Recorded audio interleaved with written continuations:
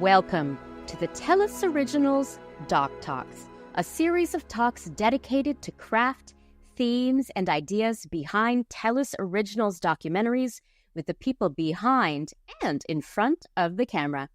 I'm your host, Sabrina Rani Furminger, and for this episode, we'll be talking to Danny Berish and Dr. Dave Fell about Outside In. Outside In opens with its central question: can our buildings actually make us healthier? Since the Industrial Revolution, most humans spend around 90% of our time indoors. We're part of nature, but we've othered the outdoors, and this othering has impacted every aspect of our health, be it physical, emotional, and mental. So how do we rectify this? Can you design a building that makes you just as happy as sitting in the middle of a park? Can we design buildings that invite the outside in? Outside In, the film, explores these questions from all angles and highlights the stories of British Columbians who have embraced biophilia, a hypothesis that suggests that humans possess an innate tendency to seek connections with nature. Joining us today to talk about Outside In and its central hypothesis are filmmaker Danny Berish and built environment researcher and scientific advisor Dr. Dave Fell. Danny Berish is an award-winning documentary film director and is the co-founder of Black Rhino Creative.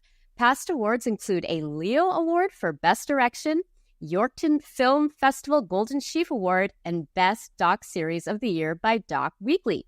He is currently in production on a feature-length documentary chronicling the life of world-famous architect Arthur Erickson, airing on Knowledge Network, and in production of Season 3 of a travel series airing on AMI, exploring Canada through the lens of the disabled community. And Dr. Dave Fell was one of the early voices in the area of biophilia in the built environment in British Columbia. He has worked in the field of sustainable building products for the past 25 years, researching novel materials, building systems, sustainability, and health in the built environment. Dave completed his PhD at the University of British Columbia, studying the psychophysiological effects of natural materials on stress activation in office environments. This work provided physiological evidence that the choices we make in design influence the people that occupy our buildings. Dave is the Director of Research and Analysis at Forestry Innovation Investment, the BC government's forest sector market development agency, where he is currently coordinating research projects in Canada and internationally on the role of wood in biophilic design. Wow, what a gift it is to share the screen with you both today. Danny Berish and Dr. Dave Fell, welcome to TELUS Originals DocTalks. Hi, thanks for having us. So Dave, I'm going to start with you because the film actually begins with you asking that central question: can our buildings actually make us healthier? And so the short answer is... They can. They can. And so I'll admit, and I'm sure there are people that I'd never heard the term biophilia until I watched the documentary. And we have people probably tuning in today who have not yet heard of biophilia. So maybe can you take us a little bit to school and tell us exactly what is biophilia? Sure, absolutely. Yeah. So biophilia is this term sort of that encapsulates the draw that humans have to nature. And so biology and philia, love. And so what research has shown over a number of years is that not only do we love nature and like to be affiliated with it, but we trickle it into our homes through different pictures and designs and materials. And when we do that, it makes us happier, but you start making health measurements, and it's in fact making us healthier. So it's really grabbed the attention of people over the last 5 years or so. And so today we will be talking a little bit more about what goes into a biophilia design, and as well as both of your origin stories in your given fields. But before we move on to Danny, Dave, how did your relationship with biophilia and biophilia design begin? Like, how did this happen? Sure, yeah, it's so funny. It goes back 20 years, and we didn't even call it biophilia back then. It was environmental psychology. And I was a PhD student at UBC, and I was looking for a topic to research. And what I noticed every day, our building, and it was a brand new building, and it was a beautiful building, wood on the wall, trees, lots of daylight, little alcoves for people to sit in. This was the most sought after study space on the UBC campus at the time. It was like kind of on the edge of the campus, but you had students all over campus studying there. What is drawing people here, other than the Tim Hortons, of course?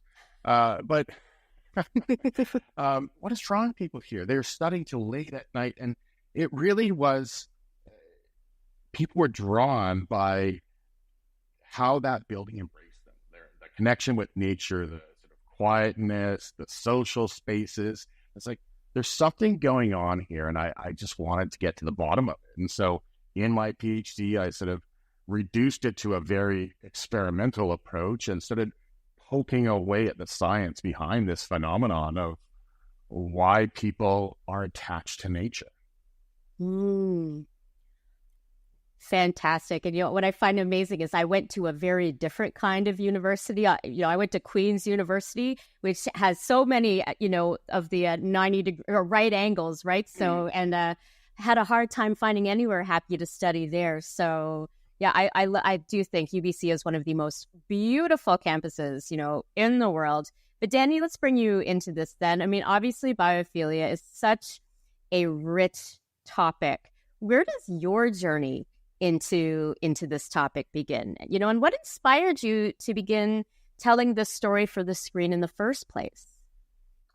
Yeah, that's a very long question and a great question. Let's get into it.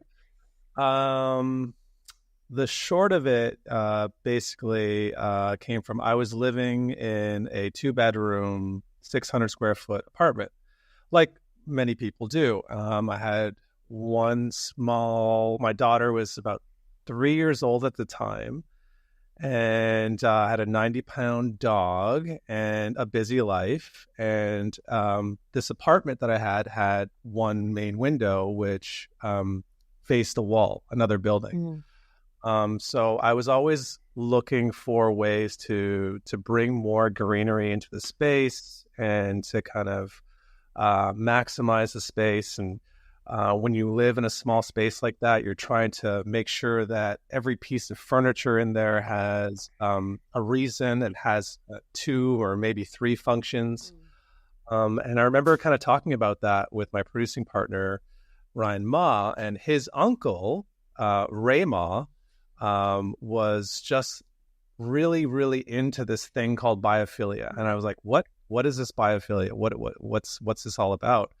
And he's very, very, he's featured in the movie, and he's very, very passionate about that. And he was working with Dave. And so more learned about, biophilia and, this incredible thing that we can do to kind of hack our health. I was like, okay, well, this has legs. This could be a movie. So yeah, we kind of started the journey of Outside In. That's fantastic. And I'm so curious though, like what were some of the first conversations that the two of you had with each other? Because I'm assuming, you meet Dave and you're like, there's so much to talk about here, but did you both want to tell the same story? Like, Dave, was there anything that you wanted to make sure that you got out about biophilia, or like misconceptions that you wanted to dispel? Like, can you just tell me about what your goals were, in the stories that you each wanted to put out there? Yeah, it's really interesting because, Ray and we had bounced this idea around for a long time. And at first, the concept was very scientific. I mean, when I first met Danny, it was just science. And he's like, But the concept originally, we were going to put people through small experiments and show people how biophilia could do wonderful things for them. And Danny came in and really, he gave us that moderating voice that people need a story about people. You have to connect science with people.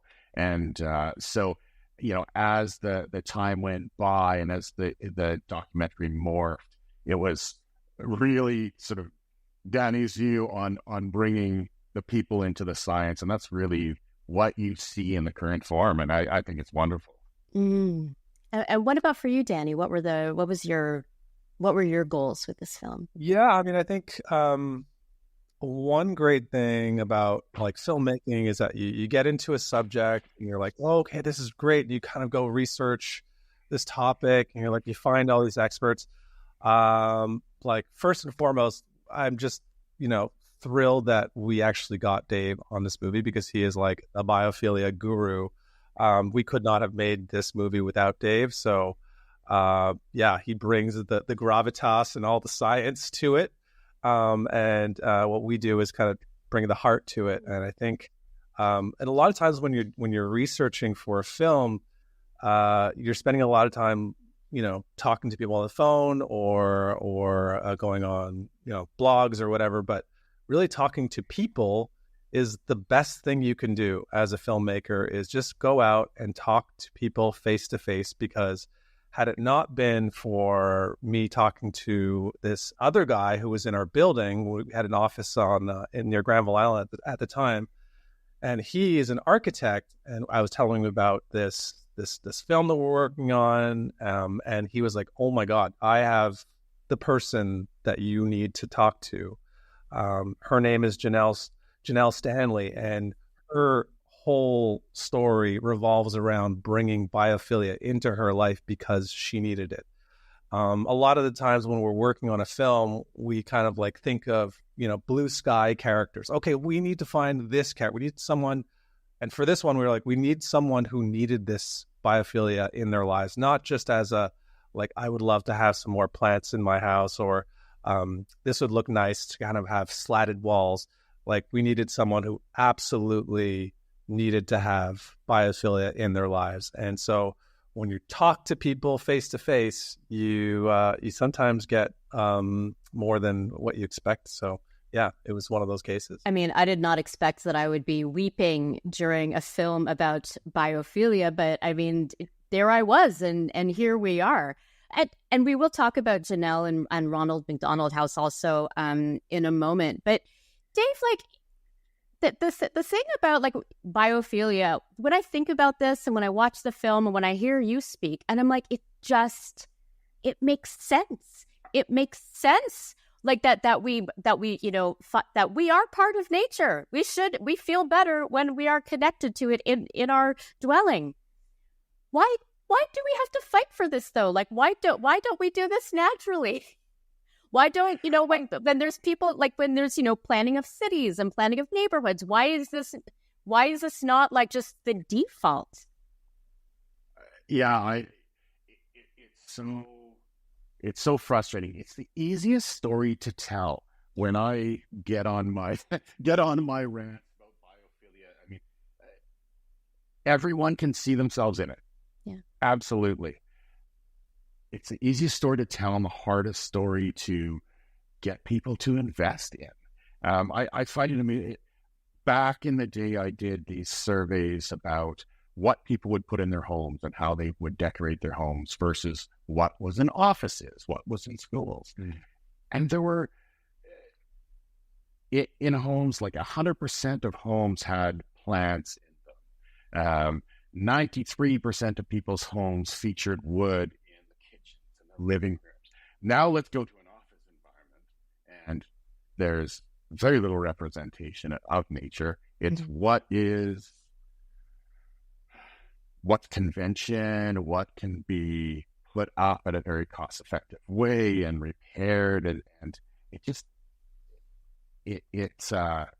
we value engineered so many of our spaces that we spend 8 hours a day in, and or half of our waking hours. And so that's where, and that's where it comes down to the science. If you show the science that it makes people healthier, Right. and then you take that next step. A colleague of mine, Bill Browning, at this firm in the U.S. called Terrapin, they wrote this document called The Economics of Biophilia, where they actually took science and then related that science to, well, what does that mean for a hospital if somebody leaves hospital half a day earlier after a 8-day recovery? What does that mean to an office when people show up to work more often or are more willing to come back to the office after COVID? What if they stay at your company for 5 years instead of 3 years because the environment is inviting? And I tell you, I toured British Columbia last fall, visiting a lot of these sort of high biophilia buildings. Those were the themes we heard. We don't have to ask people to show up to work. I didn't have to bring them back from COVID. They wanted to come because the building pulled them back in and they feel healthy and safe there. So relating that into that matrix of when you're designing a building, how do you put health up and mental health, physical health up against the cost of a building? And I go back to those decisions you're making right now about cost and how fast this building is going to go up. Let's weigh those against the fact that if you're a good architect or a good builder, you want people to be in that building for 50 to 100 years. Mm-hmm. So those decisions you make now affect moms, dads, kids for 50 to 100 years. And so take that step back and put this into your decision-making matrix. Yeah. What kind of misconceptions, though, have you encountered, in the last couple of decades about biophilia among those, decision makers and bean counters and, people who are making those decisions? Are they like, oh, why do I want to put words in our mouth? But are like, oh, we don't need a tree or blah. What are you hearing from? What have you heard from them? Now, this is amazing. The word misconceptions, you just kind of, that resonated with me because I've never had misconceptions about biophilia. No one has ever pushed back about, is this real? But a lot of it is, well, it's window dressing or the fluff. We don't want the fluff. I was sitting in a meeting with a fairly famous BC architect just last month that he started off with that fluff comment. And then he said, and I was about to jump in, he said, but wait. He said, I need you out there getting more research done on biophilia. We need more investment in research so that architects like me can push back on, the building owners, the developers. Just give them the evidence so that it's easy for them to invest. It's hard for them to invest when they think they're just making a building pretty. It's easy for them to invest when they think, oh, well, this home is healthier. The children will do better in this school. I'm building a shopping mall. People will stay, 10, 15% longer in my grocery store than if there wasn't wood and sunlight and plants in that building. It's called dwell time. So it's getting to each user's, what's their cue? What are they making decisions on after they're making decisions on money? And so, there's a lot of work to do, but we're chipping away at it. It's a good time for it. I started this 20 years ago, and there was no money for research in the area. Now, about 5 years ago, we're getting people from government and engineers, people you wouldn't expect asking for this. They're asking for more research in it so that they feel more comfortable making those decisions. Fantastic. And now also you can point them to this film as well, which, has that, the data as well as, some incredible examples. And I want to talk about one of those examples, Danny, which is Ronald McDonald House, which is this, very celebrated space and valued space in our community, that is a place where, children, sick children and their families, stay there during treatment or, during some of the toughest days in their lives. As you went in there to experience the space, to document it for your film, like, what were some of the things that struck you about the ways that, space influences, the care and healing of the children and their families? I think one of the great successes of the building, and I'm not an architect, I was Michael Green Architects who made that building, and for me, what struck me as just a regular person is all the communal spaces. I think if you're there with your family, you're probably in the worst possible point in your lives, and you're under so much stress. And so to have these communal areas where you're also communicating and interacting with other families who are going through just the same thing as you, I think that is so valuable in the healing process. I think also the fact that the place was designed not only for the kids that are there that are going through treatment, but it's also designed for the siblings and all the other little kids that are there too, because that if everyone has a fun place to be in and to kind of be together, that keeping that family unit happy and healthy is a huge part of the healing journey. And I love that they also have these courtyards that they have where, again, there's a space for people to gather. The kids always love playing with the fish in the ponds, and just playing, riding. I think Finn learned how to ride a bike there, which is really incredible. And then also what it does also is gives people private spaces as well. And I think there's that idea of refuge, and it's fine to kind of have that family time and that community time, but you also need that space to kind of reset and to be with your own thoughts. And that's another huge part of that healing component the building exemplifies. Yeah. And one of the things that through your film, this is where I started to cry. We meet Janelle, who was an interior designer, worked with Michael Green, was involved in the design of Ronald McDonald House.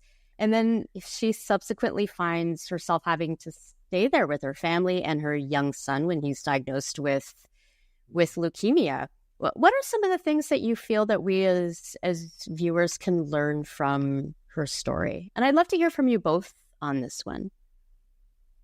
Well, I mean, the irony of having Janelle be like, she was a designer of the building, and then for her to be an actual, participant in the building and having to bring Finley there, that's just like, you can't make that up. That's just like incredible. But what I found through the process of this film is that Janelle has gone through so much trauma in her life and challenge in her life, and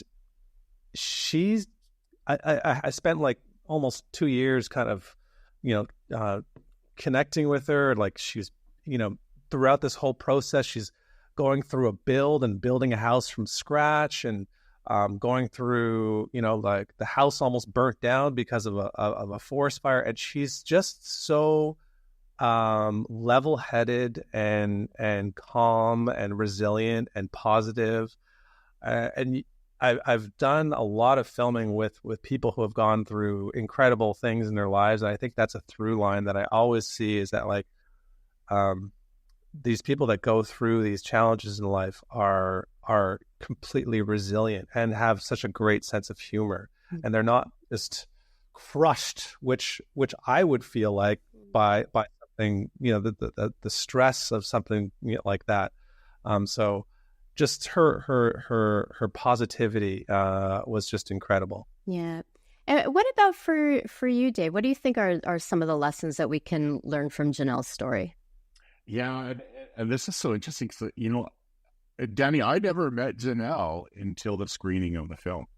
We were in the COVID years and everything was locked down. So I hadn't met her, but I had seen her in the film so many times, and just amazed by her personality and this sort of empathetic, quiet, intuitive person. And it's funny because when talking about biophilia, I often, especially if I get in front of designer crowds, I don't really need to teach architects and designers about biophilia. Architects and designers are probably the most sort of empathetic people out there. They think about how people use space. They're really cued in to people. And Janelle is one of those people. But, an architect needs that release to put that sort of empathy of how people use space to work. I always think about your building is not there to store people. If your building is putting you in storage, fight back. Architects don't want people put people in storage. And you look at that Ronald McDonald House, and there's all these different. Danny talked about all these different sort of areas and treatments, like there people can grow and flourish there, and they put that in. And that circle that Janelle eventually had to go there and experience her own making. Her own sort of, he was obviously a big team there, but her own sense of empathy and how someone would use this space. And then she used it. What a full circle. How many people have had that ride? Yeah. It's amazing. So it's so powerful to see. And you can also see that as much heartache as there might be in a place like that, there's so many spaces that facilitate joy, including the slide, which looks like so much fun. And even as a grown-up, I would want to use that slide. I've heard that some do. Okay, I'd love to hear from each of you then. Actually, before we talk about this scientific advisor and filmmaker relationship, can we get into like a little bit of what that looks like in practice? I understand what the label is, but how did it work in practice in this case? I want to hear from each of you. So let's start with you, Danny. Yeah. I mean, I think a lot of the times when we're researching in any film, you're gonna get you're gonna go through research documents and kind of go through someone's story, but it doesn't really come alive until you meet someone like Dave, and Dave really can help you see the actual larger macro side of the things. I think that's good and bad, because it's like, okay, this is like, he's been working at it for over 20 years, right? And I need to like condense this into a short soundbite. So I think that was always our challenge, was like, okay, so Dave, I need you are the expert and this like the back of your hand, but I need to basically streamline this and distill that so that everyone else can maybe have a glimpse of the knowledge that you've been able to kind of garner over the last 20 years. That's got to be so hard, Dave. No, it's funny. I mean, a lot of this was in writing, and we had I would put different things in front of Danny and Ryan, in writing, and you could really see what parts of biophilia they would cue in on. And I have to say, in my corner, was Ray. Ray really geeked out on every small thing about biophilia and really was amplifying that scientific message and trying to get more and more of it in it, in the documentary. But yeah, just working with Danny and working with Ryan on how to distill down those messages. And for me as a scientist, to make sure that when we distill down messages, we're still telling a scientific truth. And this is a concern of mine in the sort of biophilic design area, as a whole right now, is that we went from no interest to intense interest, and biophilic design is showing itself up in projects and products and all sorts of things. And the claims are getting really big.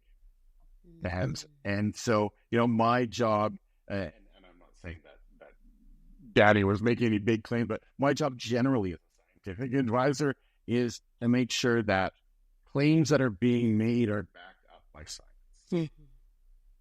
There are no wonder pills here. It's one plant isn't going to take you from 0 to 100. These are small treatments, and the treatments are often very personalized. But there has to be a little bit of scientific truth guiding people, and so that's that's the role, that the back and forth that we would have with between the sort of science side and the filmmaking side as we went along here. And then Ray and Ryan are related, right? You said that there's a so Ryan is my producing partner. He's the other co-founder of Black Rhino, and his uncle is Ray. Right. So then you also have the the family dynamic, the elder versus the younger too. Wow. Okay, that's got to be like a part 2 for this conversation. We sat down and had family meals. It was wonderful. That's absolutely wonderful. Okay, so speaking of then, so to lead into this, I'd love to hear from each of you some of your memorable moments, from the making of this film, and give me a couple and why they were memorable for you. I would have to say that seeing Finley at the end of the film, because I had heard his story and I had been documenting his story since for about 2 years almost. And so I had seen him go through something really, really traumatic. And this is actually during the birth of my second kid. And I'm just envisioning myself having to go through something like that as a parent. And I'm like, oh my God. So I had a vested interest in Finn's story. And I'm just going through all of Janelle's home videos and all of her pictures. And then getting it to actually meet Finn in person and seeing him like just a really young, healthy, rambunctious kid just running around was like for me like the full circle moment of this film. And I'll never forget that. There's just like him, just seeing him run around was just like so heartwarming for me. So yeah. Beautiful. And what about for you, Dave? Yeah, and I think I had mentioned it already, but it was like we did this during COVID, and a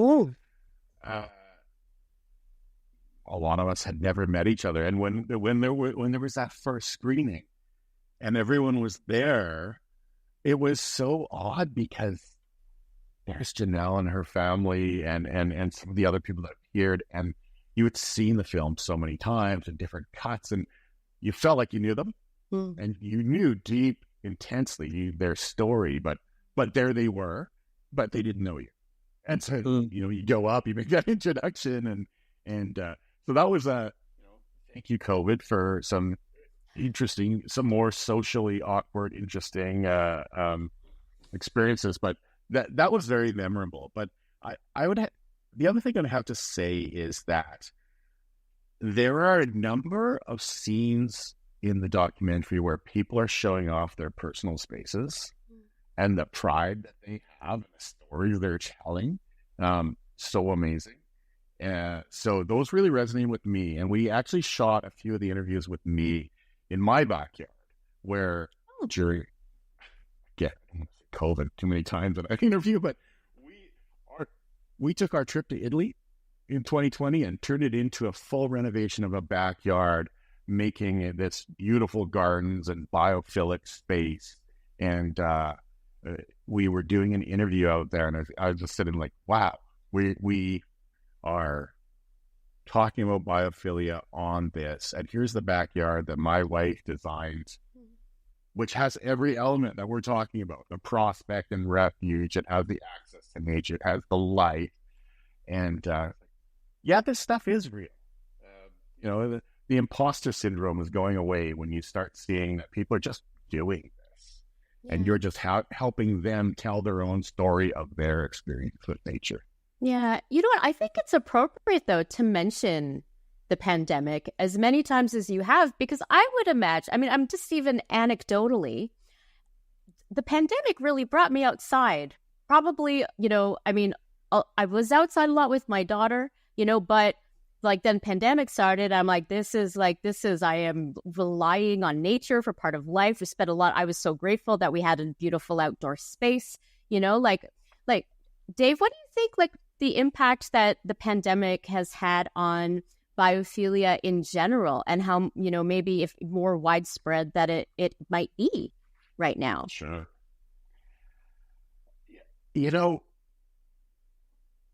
People got outside. Imagine how, people talk about fresh air forever, but during COVID, didn't we just fresh air meant something different? Oh, yeah. It's like, oh my gosh, this beautiful, cool, moist air, we're not sharing air inside. We were worried about sharing air inside with people.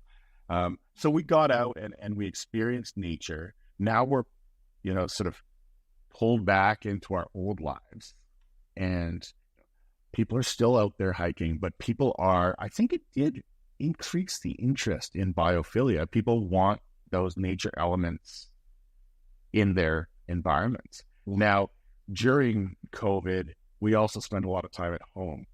The amount of renovation money that was spent worldwide on homes, it was really intense. People really personalized their spaces during COVID. Spent a lot of money doing it. And so it's kind of I think that it made our homes more personal and sort of more biophilic. But then when asked to go back to that swimming pool or rec center that has barely any windows, or your office, which has a dated design, people are hesitant. People are choosing to be outside or to be in better spaces. So it probably did raise that profile of biophilia. Yeah. I think also there was this urbanization of people before the pandemic wanting to be this living in the downtown core, having that live work space, being the walkability, and having just the proximity to work be such a huge thing. And because of the pandemic and because of remote work, people were now able to, and because we're spending so much time at home, people started moving out of the cities and kind of going back to the burbs, which is really interesting. And I'm curious to see kind of what the next 10 years, how that kind of plays out. Yeah.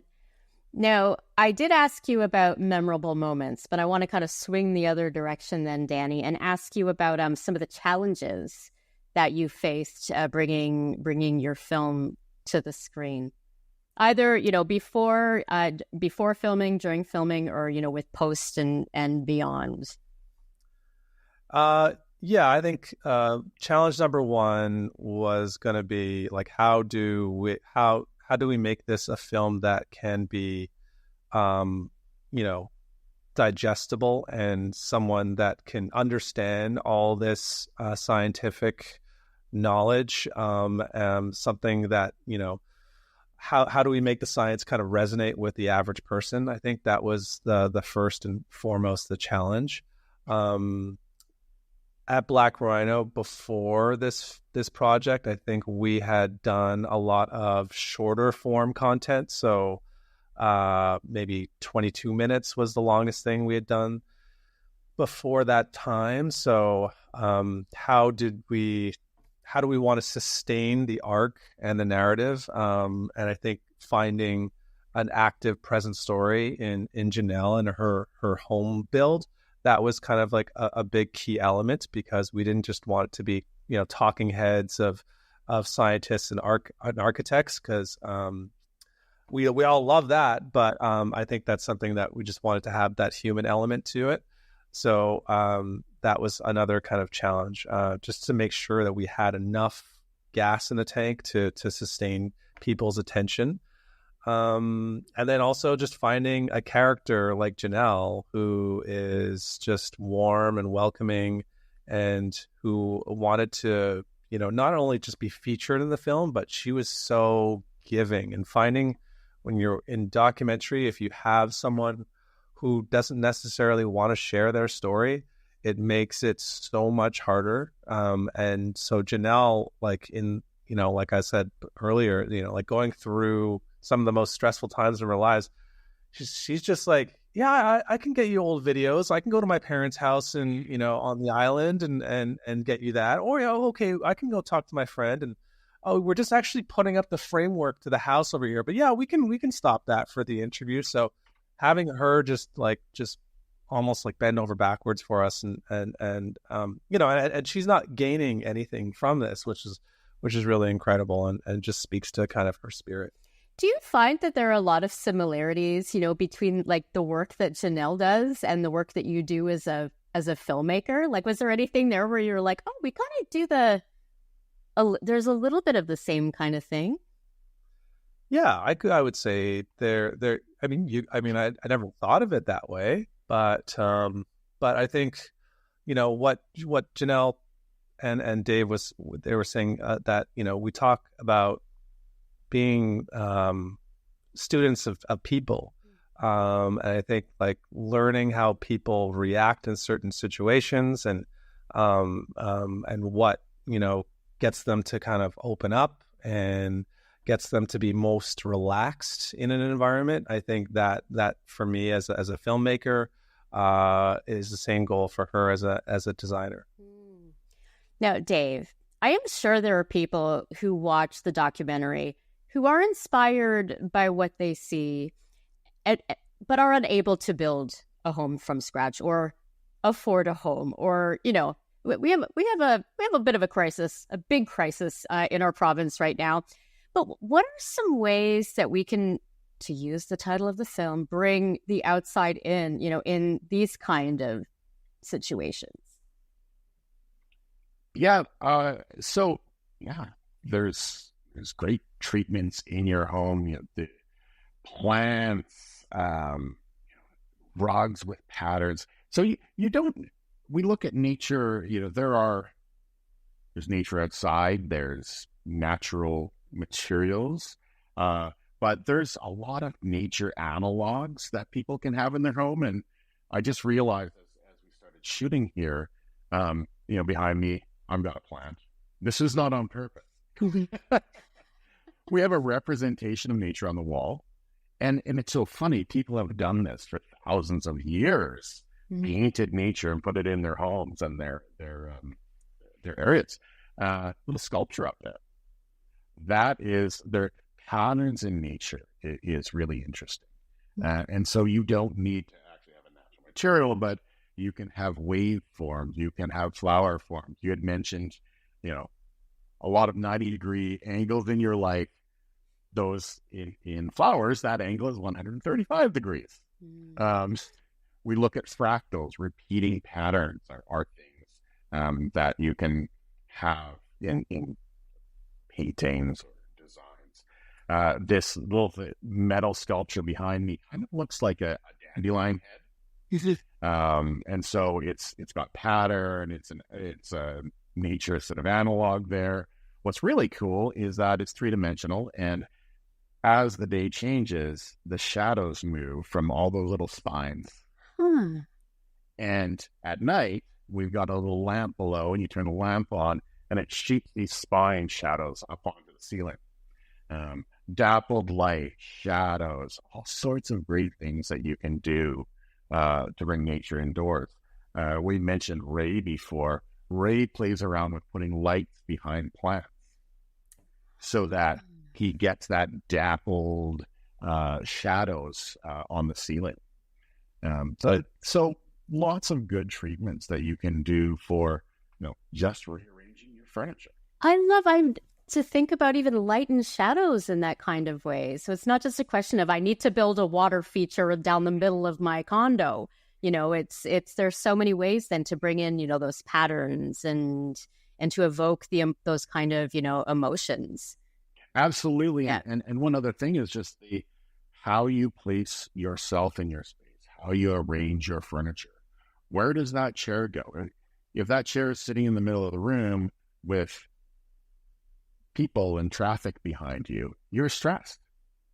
So taking your furniture, putting it up against walls, using maybe small dividers to carve off sections. If you want to read a book, kind of in a corner, and maybe if you don't have a corner, use a small shoji screen just to give that coziness. Now I can concentrate on my book. My brain's not listening to hear if someone's coming up behind me, or if a lion's stalking me and gonna attack me. The brain is wired to keep you safe. Yeah. But how you orient yourself in space, this is biological. It's not a learned reaction. And so just play around with your furniture and see what feels good and go with it. I have to say, too, watching this film, I got so psyched about wood. I think this is the most I've thought about wood as a material that I've ever thought about. But Dave, can you speak a little bit to why wood is so rad? Why is wood rad? Why is wood good?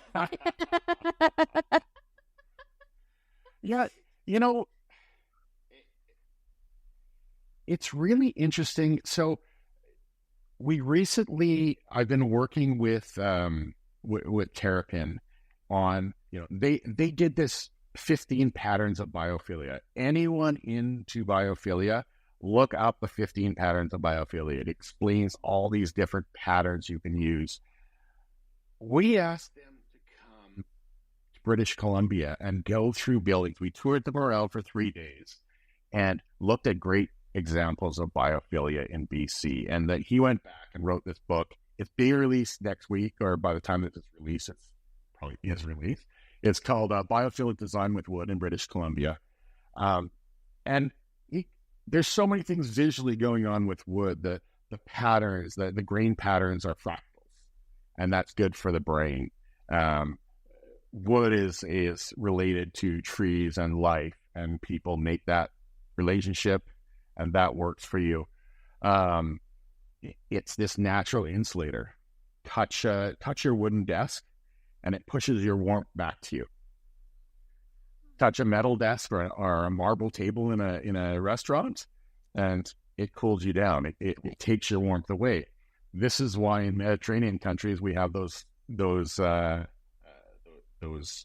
marble tables. Help people stay cool, right? But what's really cool about wood is that we have all these biophilic benefits of it, but it can also hold up our building. You can't hold up a building with a plant. You can't do it with view. You need structure. And what's happening in British Columbia right now with mass timber, these big pieces of wood that are being engineered, is that we have so much more flexibility to build really cool buildings where the structure is exposed. And so instead of wood being a treatment that comes in at the end of the project when the project budget is blown and they say, no, we're just going with something else. If you build authentically with wood and show those massive timbers, there's no taking those out of a project. And so we've got a building I'm really excited about is on Clark and Great Northern Way, the Hive. It's a beautiful mass timber building right by the East Van side. Yeah. And it has this, it's a mass timber building. People will see the wood when they're in there, but the outside is this honeycomb shape. And that honeycomb is actually is an engineering feature to give it seismic resistance. So you have biophilia, you have biomimicry, and sort of taking the shapes of nature to engineer in the current day. So many wonderful things. Don't get me excited. Tell you what is rad. I'm feeling the excitement. I think that's fantastic. I love working with the material. Yeah. So, Danny, after spending all of this time, in Dave's world and in the world of everybody you spoke to, for your film, what were some of the things that you learned, that you think will either stay with you for a long time or that really surprised you? Oh, I mean, I have bought into biophilia like hook, line, and sinker. I have, really, really bought into it because I literally moved out of that 600 square foot apartment and I moved into a place that faces a forest because I was like, if I don't have green in every aspect of my window, then I can't live in that space. So I think I think also just having that green in your field of view lets you kind of just have moments of reflection and to see how nature is completely changing in every aspect of the day and in every day of the season, and to kind of see that evolution and to be present for that is a really, really important aspect to my daily living. And I've got 2 kids now, and so you see that immediately. Like I remember having my son was a bit colicky and he was crying a lot, and I would just walk out into nature, and that would immediately just flip his mood and change his atmosphere. So I think there's just I think for me, it's just been an active education in just being present and seeing what's outside my window. Yeah. I asked you both a question before we started recording. And it was we do a practice thing, listeners, viewers, that's what we do. We do one practice thing just to make sure everything's working.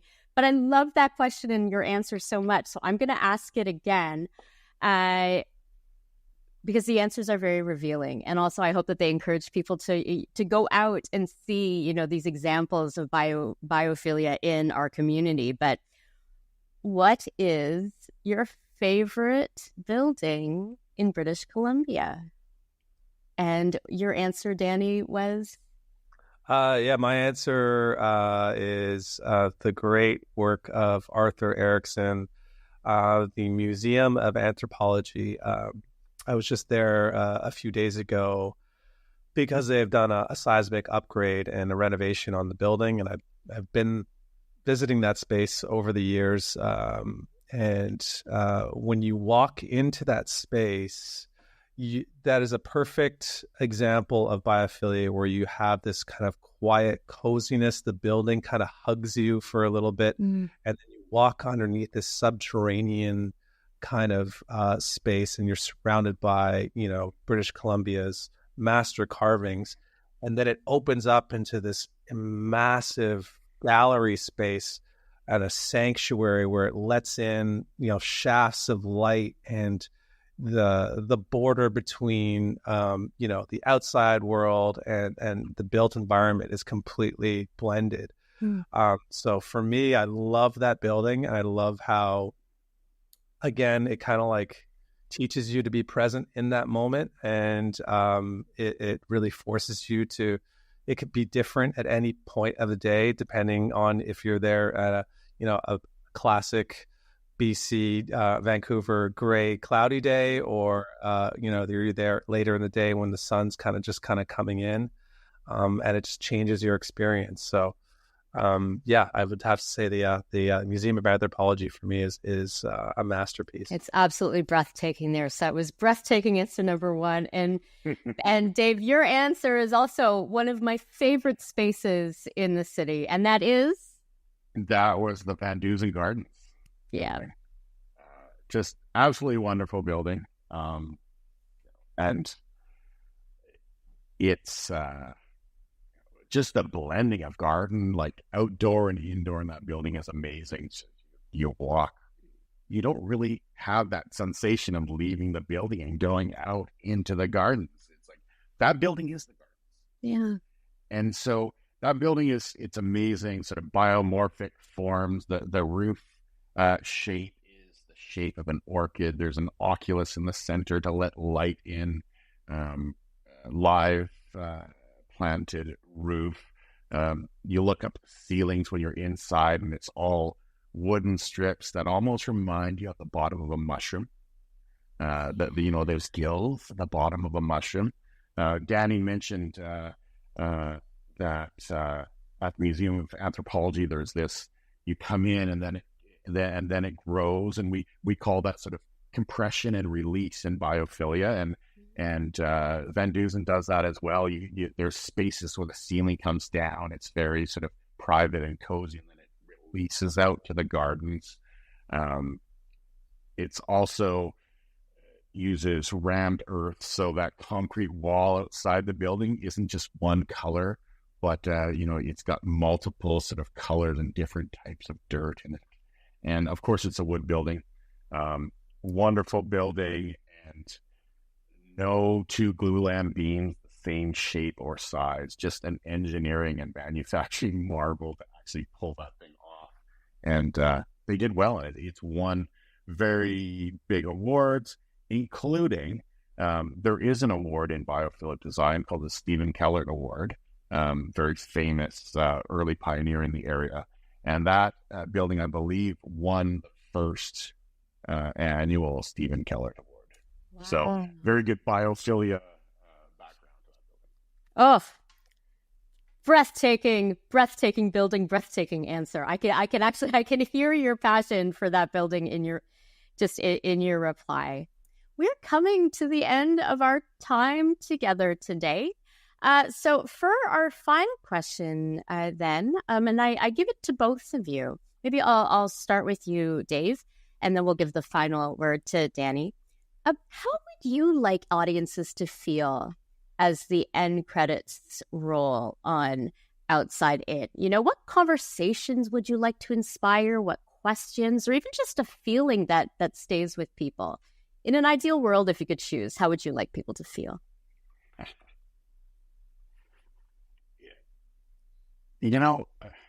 I think at the end, it's silent and reflective, and changed. You want people to go out and go home and just now be able to go and recognize some of those things in their own life. What's happening in my house? What's happening in my work, and what can I tweak to make things better? And it's really funny.